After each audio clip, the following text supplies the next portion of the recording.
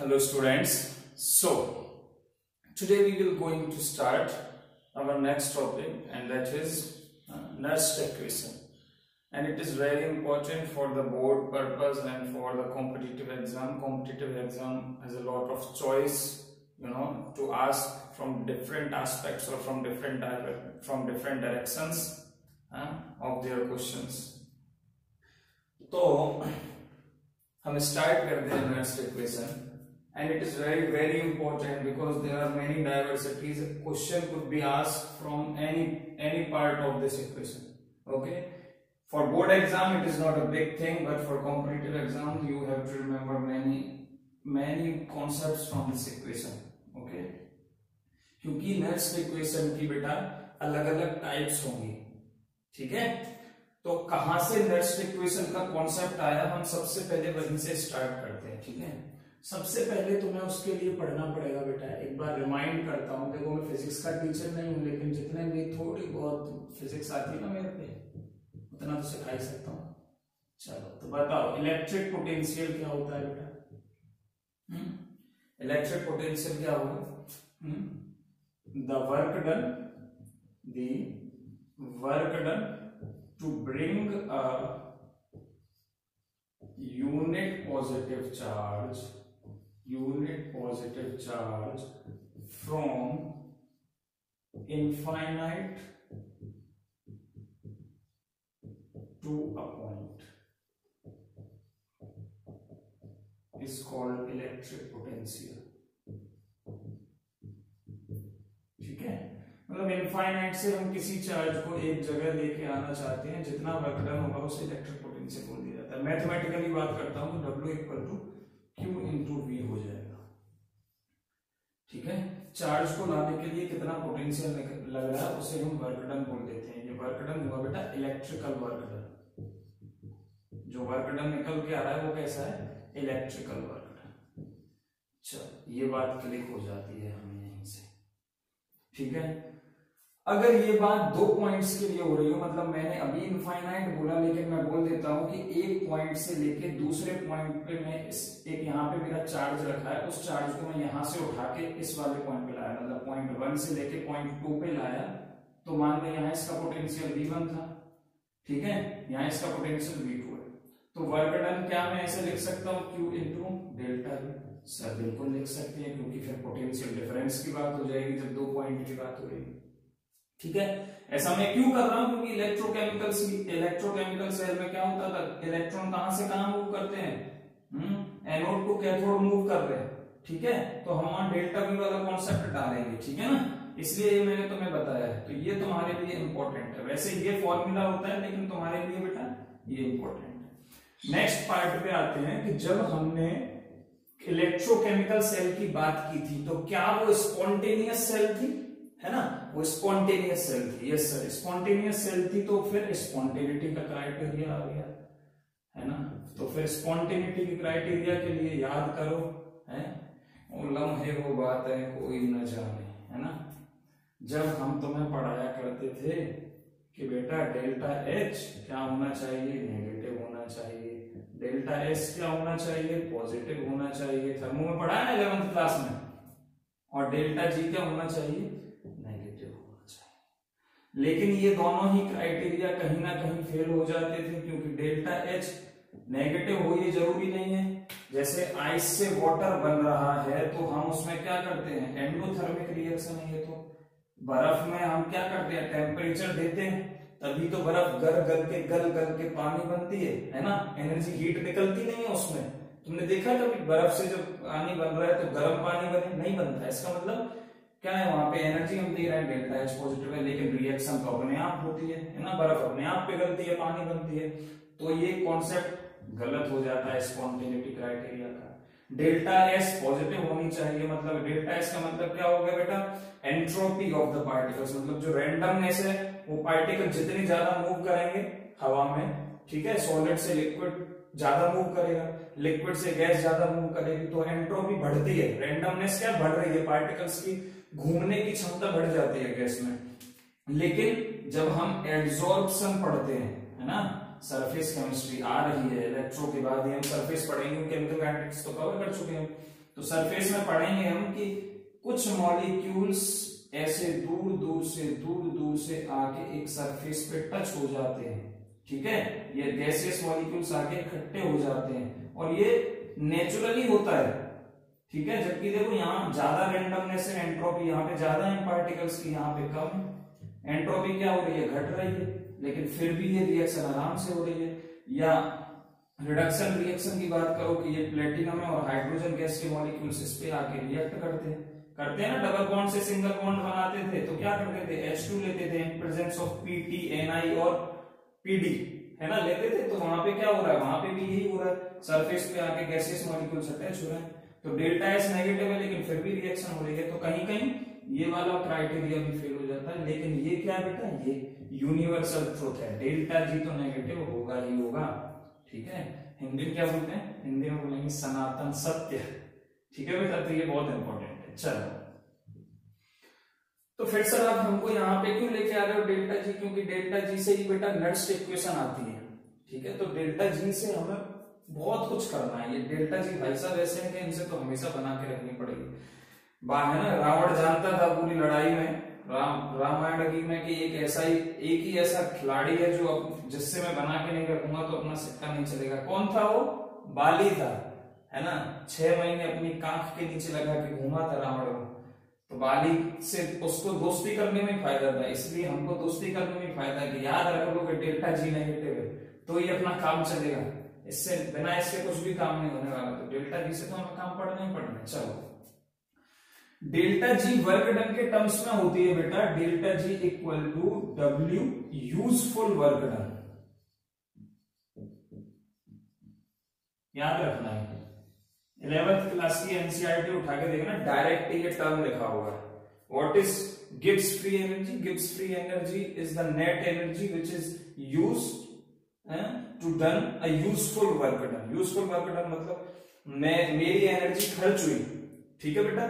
जैसे मैंने कुछ काम किया तो उसमें मान लो कि मेरी 100 जूल खर्च होती है, लेकिन उसका रिजल्टेंट काम कितना था, है ना। जैसे मैंने आइस को पिघला के वाटर बनाने जा रहा हूं तो मैंने कुछ मेहनत की, ठीक है। मैंने क्या किया, मैंने अपना हाथ मूव किया, नीचे टेम्परेचर के लिए लाइटर जलाया या कैंडल जलाया या बर्नर जलाया, जो भी, ठीक है। तो मैंने अपने हाथ से वर्क किया, लेकिन वर्क कौन सा गिना जाता है, जो उसमें टेम्परेचर दे रहे हो तो मेरा हाथ मूव करने वाला तो काउंट ही नहीं हो रहा है, केवल ये वाला काउंट हो रहा है जो टेम्परेचर दिया जा रहा है ना। तो यूजफुल वर्क डन की बात होगी, बस जो काम में आया है, उसके अलावा जो इधर खर्च हो गया उधर खर्च हो गया उसको तो लेना ही नहीं।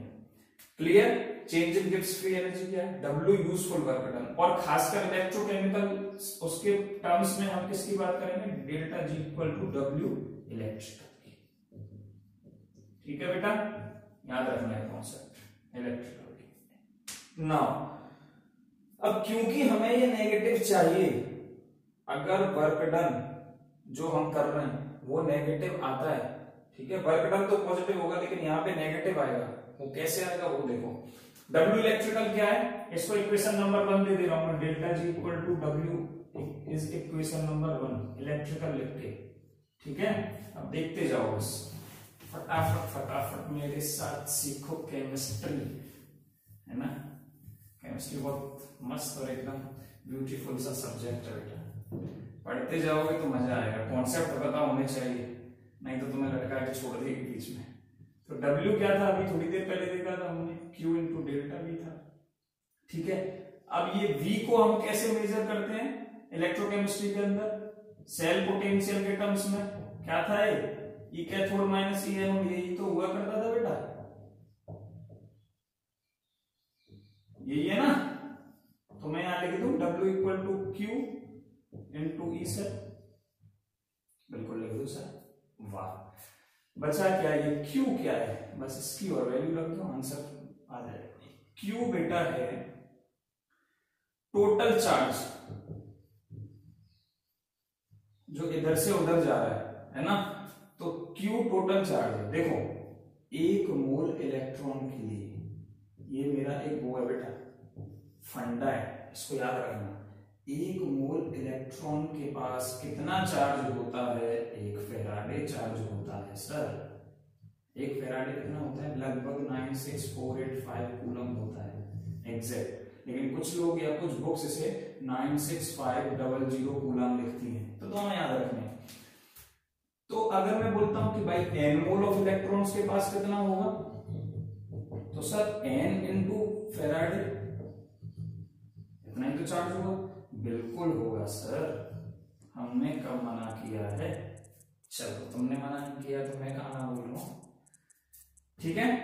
अच्छा टोटल चार्ज, अच्छा चार्ज दो तरीके के हो सकते हैं, एक तो कॉन्सेप्ट ये हो गया, ये तो वैल्यू आ गई, Q इक्वल टू होता है, बेसिकली फॉर्मूला बनाता हूं, देखो ये वन इक्वेशन देना, इसे इक्वेशन नंबर 2 देना बेटा, और ये जो मैं यहां लिख रहा हूं इसे इक्वेशन नंबर 3 देना, ZINF,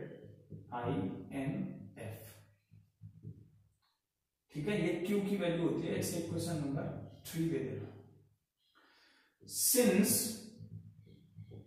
दो तरीके के चार्ज होते हैं, पॉजिटिव भी हो सकता है, नेगेटिव भी हो सकता है, लेकिन इलेक्ट्रोकेमिकल सेल में किसकी फॉर्म में चार्ज मूव करता है, वायर के अंदर से, याद करो वो दिन, एक दो दिन पहले वाले हैं, है ना, कैसे मूव कर रहा था, कैथोड सॉरी एनोड से कैथोड इलेक्ट्रॉन फ्लो कर रहे थे, है ना, इलेक्ट्रॉन कैसे होते हैं, नेगेटिव होते हैं, तो मैं Z इक्वल टू लिख दूं -1, या इलेक्ट्रॉन्स के लिए नेगेटिव आ जाएगा, ठीक है, फॉर इलेक्ट्रॉन्स, क्योंकि इलेक्ट्रॉन्स की बात होती है इसलिए इलेक्ट्रॉन इंट्रोड्यूस करता हूं, देयरफॉर बेटा अब इन सब Q क्या बन गया है, -NF बन गया, बिल्कुल बन गया sir, equation number 4, now use equation 4 in equation 2 we get, क्या गेट, क्यों गेट, ठीक है, क्या मिलेगा चलो बताओ, Therefore W क्या मिल जाएगा बेटा, Q की जगह वैल्यू रख दो -NF E से, यही मिल रहा है ना, बिल्कुल सर यही मिल रहा है, तो और ये किसके बराबर है, ये किसके बराबर है, डेल्टा जी के बराबर है ना भाई मेरे, नीचे तो देख, ए भाई जरा देख के चलो, सब जगह ऊपर नीचे आगे पीछे, पता नहीं कौन कहाँ आ जाए, है ना, कहाँ आंखें चली जाए, इसीलिए सब जगह देख के चलो, नहीं तो दुर्घटना घट जाएगी। और ये इक्वेशन नंबर 5 दे देता हूँ, जो भी इक्वेशन आ रहा वो दे दो, बहुत इंपॉर्टेंट फॉर्मूला है मेरे भैया ये, ठीक है, कैसे इंपॉर्टेंट है, चलो देखते हैं, क्वेश्चन बनते हैं यहां से एक एक नंबर के। अब तुम पे ये डेरिवेशन अभी तक जो कराया वो आता हो कि ना आता हो, पर मेरे प्यारे भैया और मेरी प्यारी बहनों, तुम्हें ये फॉर्मूला याद होना ही चाहिए, डेरिवेशन आता हो तो ठीक है, बोर्ड के लिए तो जरूरत ही नहीं है डेरिवेशन की, रट लो ये फॉर्मूला, ठीक है, कंपटीशन में कभी कभी जरूरत पड़ जाती है, ठीक है, क्योंकि कंपटीशन में क्या स्टेप वाइज क्वेश्चन बना सकता है आराम से, बहुत सारे क्वेश्चन बन सकते हैं, 3 केस बन जाते हैं, अगर ई सेल फर्स्ट केस यहां लिख देता हूं, 3 केसेस बनते हैं, नेगेटिव हो, ठीक है बेटा, सेकंड केस अगर ई सेल 0 हो, बहुत शानदार पढ़ा रहा हूं मैं, याद रखना बेटा ये, ठीक है, जनरली इतना डिटेल में नट्स इक्वेशन कोई नहीं पढ़ाता है, कोई मतलब कोई भी नहीं पढ़ाता है, हम तुमसे ये वादा करते हैं,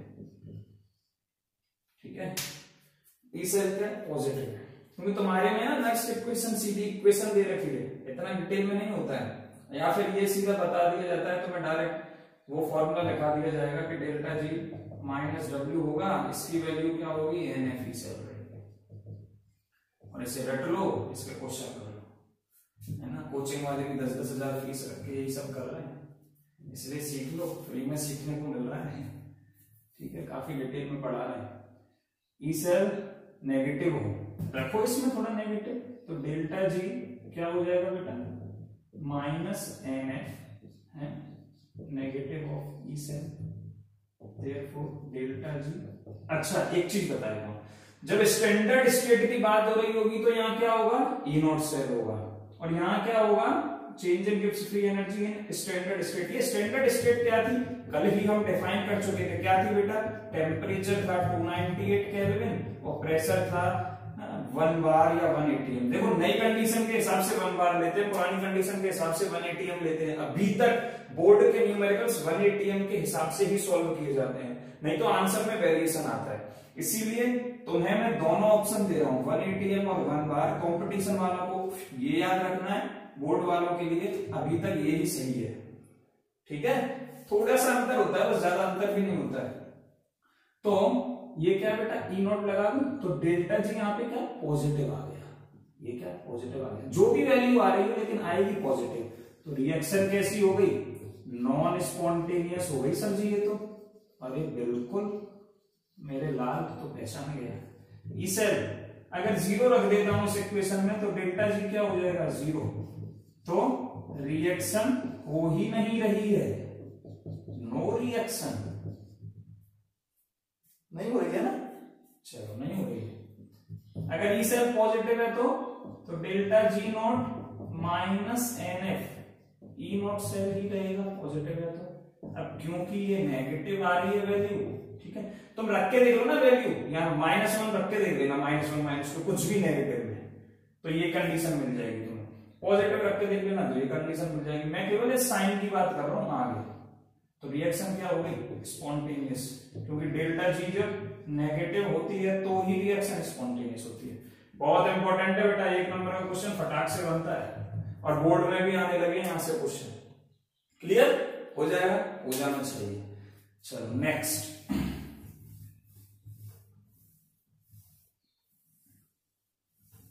अब हम बात करते हैं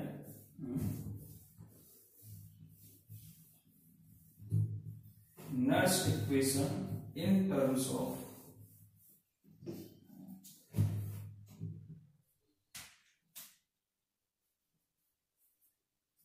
अब आ जाते हैं नर्स्ट इक्वेशन। ये नर्स्ट इक्वेशन कह के सर कब से हमारा खून सुखा रहे हो, हम तुम्हारा खून नहीं सुखा रहे। अगर तुमने ये सीखा नहीं ना तो पेपर वाला तुम्हारा खून पी जाएगा, और हम चाहते नहीं है कि तुम पतले हो, है ना। तो देखो नर्स्ट इक्वेशन क्या है, ओरिजिनल नर्स्ट इक्वेशन ये है, तो मैं ये याद रखो चाहे ना रखो, लेकिन ओरिजिनल नर्स्ट इक्वेशन ये है, delta G equal to delta G naught plus R T L N Q. ठीक है बेटा, ये क्या है डेल्टा जी, इक्वेशन नंबर 1 दे देना। Change in Gibbs free energy, change in Gibbs free energy, change in Gibbs free energy at any condition, at any condition।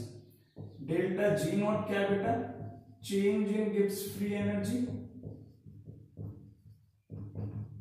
अरे sir हमें तो नर्स्ट इक्वेशन मक्खन जैसी लग रही है, मक्खन जैसी है बेटा, in its standard state, in its standard state क्या है बेटा, रियल गैस कांस्टेंट।